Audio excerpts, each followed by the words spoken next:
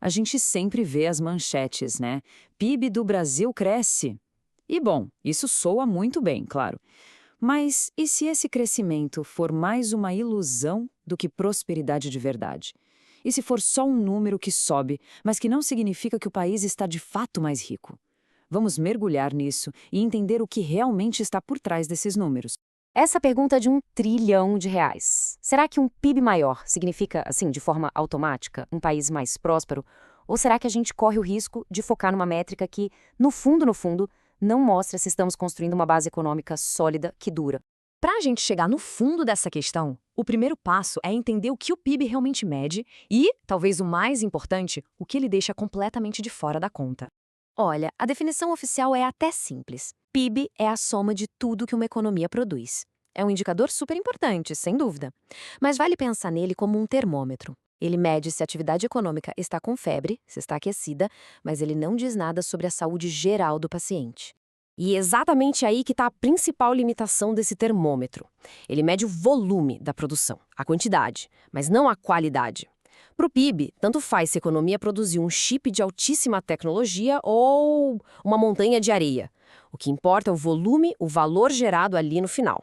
Pensa bem, o PIB aumenta tanto com a construção de uma nova indústria de ponta, quanto com a expansão de atividades que agregam pouquíssimo valor.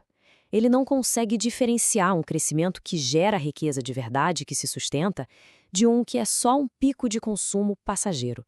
No fim das contas, para ele, é tudo número.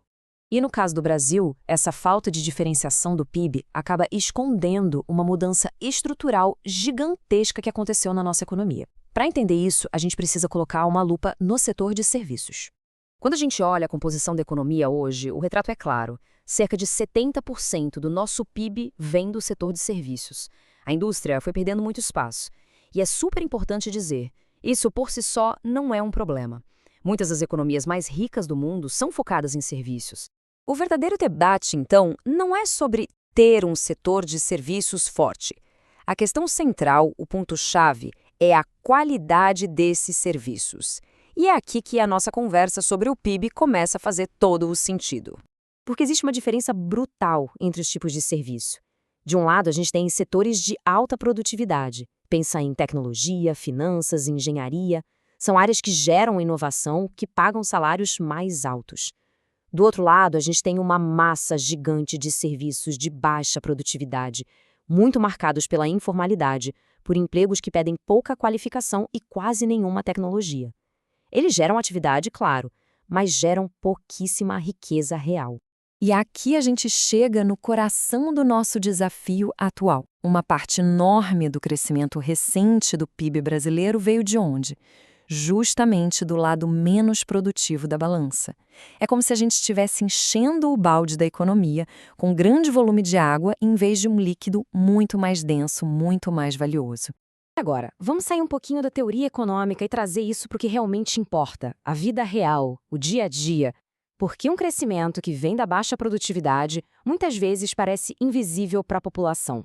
A resposta está na diferença fundamental entre crescer e desenvolver. Crescer é simplesmente aumentar de tamanho, é um número subindo. Desenvolver é outra coisa. É criar raízes fortes, é dar frutos, é melhorar a qualidade de vida, a renda, as oportunidades.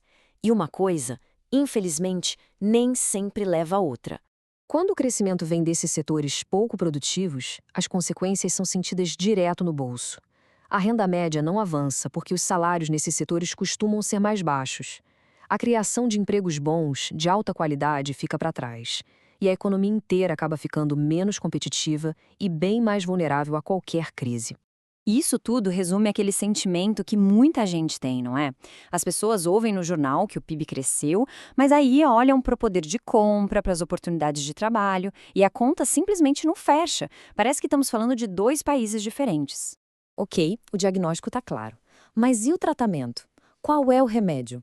Como o Brasil pode transformar esse crescimento de volume em geração de riqueza de verdade, uma riqueza que dure? O desafio tem um nome: produtividade. E o caminho passa por uma transformação bem profunda. Não se trata de abandonar os serviços, mas de deixar eles mais sofisticados. Isso começa com investimento pesado em educação, para qualificar as pessoas. Com gente mais preparada, a gente consegue usar mais tecnologia e aumentar a eficiência.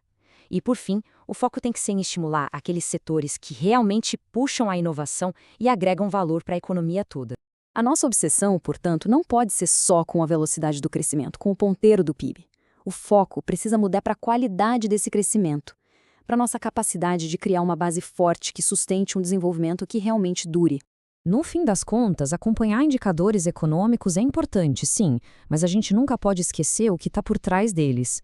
Um crescimento que não se transforma em bem-estar e em oportunidades é só um número numa planilha. A verdadeira pergunta que a gente precisa fazer não é se o PIB está subindo, mas sim, isso está melhorando a vida das pessoas?